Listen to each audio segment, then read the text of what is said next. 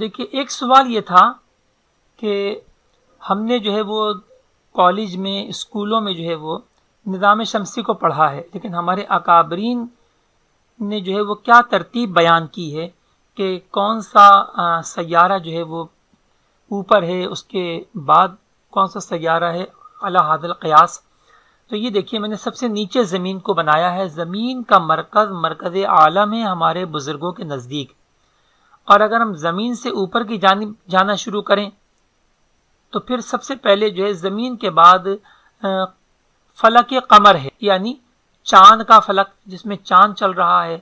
اس کے بعد عطارد، پھر زہرہ، پھر فلک شمس، پھر فلک مریخ، پھر فلک مشتری، فلک زحل، فلک البروج اور فلک الافلاک. تو سب سے اوپر والا جو آسمان ہے وہ فلک الافلاک ہے. لیکن یہ تو 9 آسمان بن گئے، 1 2 3 4 5 6 7 8 9. تو اصل میں بعد کے جو حکماء ہیں انہوں نے 9 آسمان مانے ہیں، اور قرآن و حدیث میں 7 آسمانوں کا ذکر ہے.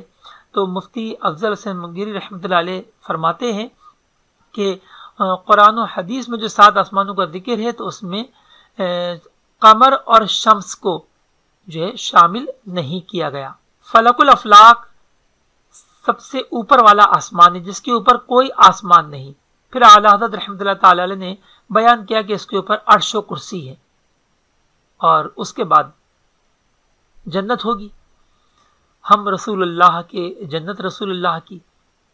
تو فلک الافلاک جو ہے یہ زمین کے مرکز کے گرد ہر 24 گھنٹے میں ایک چکر لگا رہا ہے، جس کی وجہ سے سورج کی حرکت، ظاہری حرکت ہمیں مشرق سے مغرب دکھائی دیتی ہے، ورنہ سورج جو ہے وہ اپنے فلک میں الٹا چل رہا ہے، یعنی مغرب سے مشرق کی طرف، جس کی وجہ سے موسم بنتے ہیں اور بروج تبدیل ہوتے ہیں اور دن رات چھوٹے بڑے ہوتے ہیں. باقی فلک الافلاک کی حرکت کی وجہ سے سورج جو اپنے ہماری زمین کے گرد جو ہے وہ ہر 24 گھنٹے میں ایک چکر گھومتا ہوا دکھائی دیتا ہے ظاہراً. اچھا، فلک البروج، اس میں ستارے ہیں، اور اتنے بڑے بڑے ستارے ہیں کہ بعض ستارے اس کی سطح فوقانی یعنی اوپر والی سطح سے بھی مماس ہے اور نیچے والی سطح سے بھی. اتنے بڑے بڑے ستارے ہیں، اور بعض جو ہے وہ اوپر سے مماس ہے نیچے سے نہیں، بعض نیچے سے مماس ہے اوپر سے نہیں، اور بعض اوپر نیچے دونوں سے مماس نہیں ہے، بیچ میں ہے. جبکہ فلک الافلاک کو فلک اطلس بھی کہتے ہیں کیونکہ اس میں کوئی ستارہ نہیں. اس کے بعد پھر یہ سیارات کی باری آ جاتی ہے، زحل، مشتری، مریخ اور شمس، زہرہ، عطارد، قمر اور زمین. زمین کا مرکز عالم ہے، لہذا ہر سیارہ، ہر چیز زمین کے گرد جو ہے وہ گھومتی ہے ہمارے اکابرین کے نزدیک. سوال آیا تھا 2:25 دوپہر میں دنیا گول ہے اور گیند کے اوپری سطح پر کوئی شے رکھی جائے تو وہ اس پر رک سکتی ہے، لیکن گیند کے کنارے پر تو کوئی شے رکھنے پر وہ رک نہیں. تو دنیا کے سرکل کے کنارے لوگ کیسے رہتے ہیں؟ کیا گریوٹی کا تعلق ہے؟ اس بات کی رہنمائی چاہیے. نیوٹن تو یہی کہہ کر گیا کہ کشش ثقل، زمین کھینچ رہی ہے ہر جانب کو اپنی طرح، ہر چیز کو اپنی جانب کھینچ رہی ہے، بلکہ دنیا کی ہر شے بھی ایک دوسرے کو کھینچے. تو اعلیٰ حضرت رحمۃ اللہ تعالی علیہ نے نیوٹن کا بڑا مذاق اڑایا. بڑے دلچسپ پیرائے میں نیوٹن کو گویا مانوی تماچے مارے. اعلیٰ حضرت رحمۃ اللہ علیہ ارشاد فرماتے ہیں کہ وہ واقعہ تو آپ نے سنا ہوگا کہ نیوٹن بیٹھا ہوا تھا ایک سیب کے درخت کے نیچے، تو سیب اس کے سر پر گرا. تو اس نے سوچا کہ بھئی یہ نیچے کیوں آیا، اوپر کیوں نہیں گیا، تو ضرور زمین کھینچتی ہے. تو اعلیٰ حضرت رحمۃ اللہ تعالی علیہ فرماتے ہیں سیب چھوٹا، نیوٹن کے سر پہ چھوٹا، اس کے خیالات کا بھبوکا پھوٹا، اور وہ یوں اس نے جو ہے بول ڈالا کہ زمین کے کھینچنے کی وجہ سے ایسا ہوا ہے. تو کیا اس نے کبھی کسی چیز کو گرتے ہوئے نہیں دیکھا تھا؟ تو اعلیٰ حضرت رحمۃ اللہ تعالی علیہ کے نزدیک زمین کی طرف کسی چیز کا گرنا اس وجہ سے نہیں کہ زمین کھینچ رہی ہے، بلکہ ہر چیز کی طبیعت میں زمین کی مرکز کی جانب مائل ہونا ہے. لہذا جو چیز جیسے ہی آزاد ہوتی ہے وہ زمین کے مرکز کی جانب آنے کی کوشش کرتی، نتیجہ کیا ہوتا ہے؟ وہ گر جاتی ہے زمین پر. تو ہم بھی اسی لیے اپنے زمین پر کھڑے ہوئے ہیں، اور اسی طریقے سے کوئی بھی چیز اگر ہوا میں اچھالی جائے یا ہوا سے گرائی جائے تو وہ زمین پر آ جاتی ہے۔ اور اس کی بہترین دلیل اعلیٰ حضرت رحمۃ اللہ علیہ یہ فرماتے ہیں، اگر زمین کھینچتی ہوتی تو ہلکی چیز کو جلدی کھینچ لیتی بنسبت بھاری چیز کے۔ بھئی آپ کو کھینچنا ہو ایک ہلکی چیز کو ایک بھاری چیز کو، فرق تو رہے گا نا۔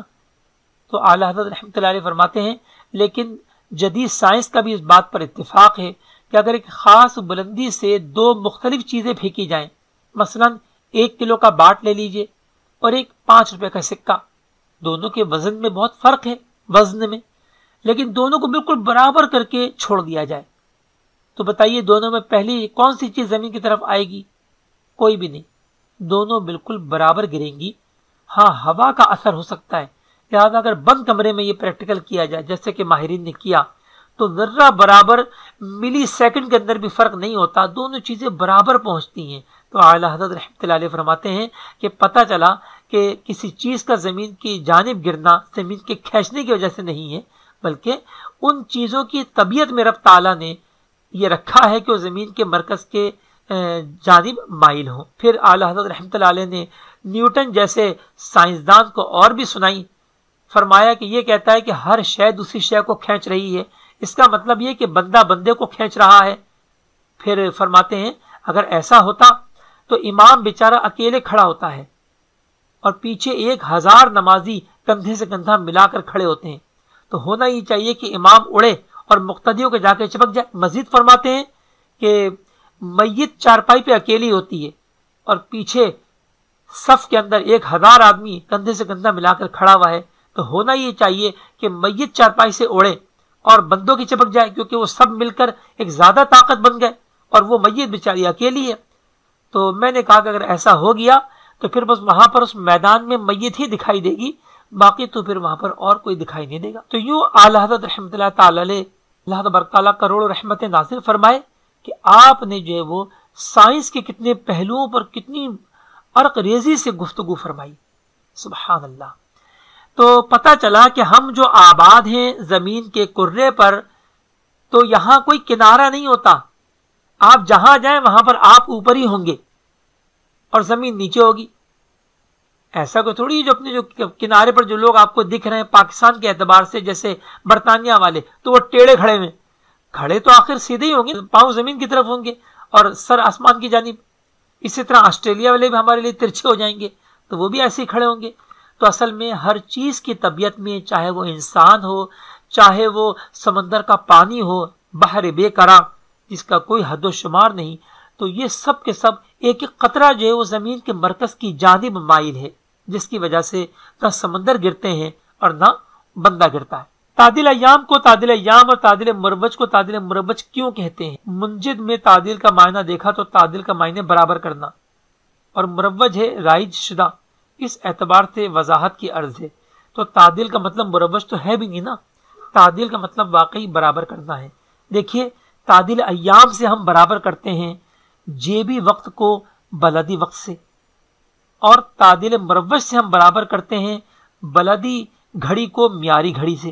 بس اسی وجہ سے وہاں پر اس کا نام تعدیل ایام پڑا کہ یہ دن کو برابر کر دیتا ہے، لیکن انگریزوں نے اس کا نام تعدیل ایام نہیں رکھا، یعنی ایکویشن آف ڈے نہیں رکھا، وہ ایکویشن آف ٹائم کہتے ہیں، جیسے کہ آپ نے لانگ ٹرم المنک میں دیکھا ہوگا۔ لہذا دونوں باتیں درست ہیں، ہم ان کا بھی انکار نہیں کرتے، اور ہمارے اکابرین تو فائق ہیں الحمدللہ۔ امید ہے کہ اس کی وجہ سمجھ میں آ گئی ہوگی۔ راؤنڈ کرنے کا کیا قاعدہ ہے؟ بہت آسان ہے، پہلے تو یہ فیصلہ کریں آپ نے راؤنڈ کرنا کیا ہے۔ دیکھیے اگر آپ نے راؤنڈڈ آور لینے ہو تو پھر آپ یہ دیکھیں گے کہ 4 گھنٹے 29 منٹ ہیں تو یہ 4 گھنٹے ہوئے، اور 4 گھنٹے 31 منٹ ہیں تو یہ 5 گھنٹے ہوئے۔ یعنی اب منٹوں کو دیکھیں گے، اگر منٹ جو ہے آدھے گھنٹے سے زائد ہوں گے تو اس کو پورا کر لیں گے، اور آدھے گھنٹے سے کم ہوں گے تو اس کو حذف کر دیں گے۔ اچھا گھنٹہ منٹ راؤنڈ کرنا ہو تو اب ہم سیکنڈوں کو دیکھیں گے، کیونکہ منٹ کو راؤنڈ کرنا ہے تو سیکنڈ کو دیکھیں گے۔ اگر سیکنڈ آدھے منٹ سے کم ہوں گے تو حذف کر دیں گے، یعنی 30 سیکنڈ سے کم ہوں گے تو حذف کر دیں گے، اور 30 یا اس سے زائد ہوں گے تو اس کو پورا منٹ شمار کریں گے۔ اور اگر سیکنڈ کی کسروں کو راؤنڈ کرنا ہو تو پھر کیا کریں گے؟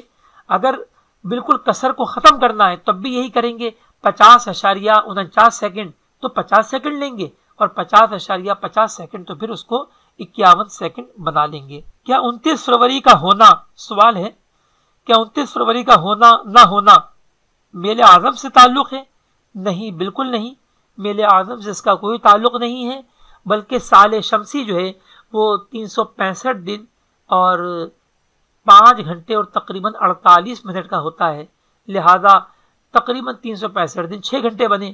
تو جدید دنیا نے کیا کیا، اب وہ دن رات تو لازمی بات ہے 24 گھنٹے کے ہی ہوتے ہیں، 365 دن پہ سال کو ختم کیا، تو 6 گھنٹے کے قریب کمی رہ گئی۔ تو یہ 6 گھنٹے کی کمی 2 سالوں میں 12 گھنٹے ہو گئی، 3 سالوں میں 18 گھنٹے، اور جب 4 سالوں میں اس نے 24 گھنٹے کی شکل اختیار کی تو پھر ایک دن بڑھا لیا گیا اور اس کو لیپ ایئر کا نام دیا گیا، اور اس میں 29 فروری کا اضافہ کیا گیا۔ تو یہ بات تو اپنے ہماری نصاب توقیت میں بھی دی گئی ہے، وہاں بھی اس کو مطالعہ کیا جا سکتا ہے۔ سوال ہے، وضاحت فرما دیجئے درجہ، دقیقہ، ثانیہ، گھنٹہ، منٹ، سیکنڈ کو کہتے ہیں، اگر یہ عرض بلد یا کہیں اور مقام پر استعمال ہوتا ہے تو بھی اس کو گھنٹہ، منٹ وغیرہ سمجھیں، یا اب یہ زاویہ سمجھا جائے گا؟ کیونکہ عرض بلد تو ایک فاصلہ ہے، اس کے لیے وقت کی اکائی میں شمار کیسے ممکن ہے؟ جیسے 24 گھنٹوں میں 360 درجے، یا 4 منٹ میں 60 دقیقے، یا 1 سیکنڈ میں 15 ثانیے۔ دیکھیے جی، یہ ہیں دونوں بالکل الگ الگ چیزیں، ٹھیک ہے، لیکن دونوں ستینی کی حامل ہیں، چاہے گھنٹہ، منٹ، سیکنڈ ہو وہ بھی ستینی نظام ہے، اور چاہے درجہ، دقیقہ، ثانیہ ہو وہ بھی ستینی نظام ہی۔ عربی میں اصل میں منٹ کو دقیقہ کہتے ہیں اور سیکنڈ کو ثانیہ کہتے ہیں، تو ہم یہ کرتے ہیں کہ جب ہمیں درجہ، دقیقہ کی بات کرنی ہوتی ہے تو ہم وہاں عربی استعمال کرتے ہیں، درجہ، دقیقہ، ثانیہ، لیکن جب ہم گھڑی کی طرف آتے ہیں تو پھر ہم، چونکہ ہماری اس عادت بھی نہیں ہے، ہم منٹ سیکنڈ کہتے ہیں تو وہاں پر منٹ سیکنڈ ہی۔ یہ کہنا تھوڑا سا عجیب سا لگتا ہے، ہم کہیں کہ تعدیل مروج 25 دقیقے 45 ثانیے، اس کو 25 منٹ سیکنڈ ہی کہا جائے۔ اور جب بات ہو درجات کی کہ مثل اول کا درجہ کیا ہے، تو 50 درجے 20 دقیقے 25 ثانیے، وہاں پر دقیقہ، ثانیہ ہی کہنا چاہیے۔ پھر اس کے بعد سورج جو ہے وہ ایک درجے کو کتنی دیر میں طے کرتا ہے اور 1 گھنٹے میں کتنے درجے طے کر لیتا ہے، اس کو ہم اپنے پھر اس طرح بیان کرتے ہیں، ورنہ یہ دونوں الگ الگ ہیں، ہمیں مطابقت دینی پڑتی ہے کیونکہ اس کا علم حیت سے بہت گہرا تعلق ہے۔ سوال کیا گیا کہ آج کل انٹرنیٹ کی وجہ سے ہمیں یہ پتہ چل جاتا ہے کہ میل شمس کتنے درجے دقیقہ ہے، پہلے کے ائمہ کاملین کو کیسے پتہ چلتا تھا ایکوریٹ؟ وہ ہم سے زیادہ ایکسپرٹ تھے، اور صرف ان کو یہ نہیں پتہ چلتا تھا کہ وقت کیا ہوگا، یعنی وقت کو شمار کرنے کے لیے کوئی پیمانہ نہیں تھا، لہذا لیکن درجات وہ بھی نکال لیتے تھے مشاہدات سے۔ اس کی تفصیل پھر انشاءاللہ کبھی کسی اور موقع پر۔ پاکستان اور سعودی عرب دونوں مشرق میں موجود ہیں، یعنی گرینوچ کے اعتبار سے، لیکن نقشے کو دیکھ کر یہ معلوم ہوتا ہے کہ پہلے پاکستان میں طلوع ہوتا ہے، بعد میں سعودی عرب میں، لیکن اسلامی تاریخ پہلے سعودی عرب میں بدلتی ہے، اس کے 1 دن بعد پاکستان میں، ایسا کیوں؟ بہت زبردست سوال ہے۔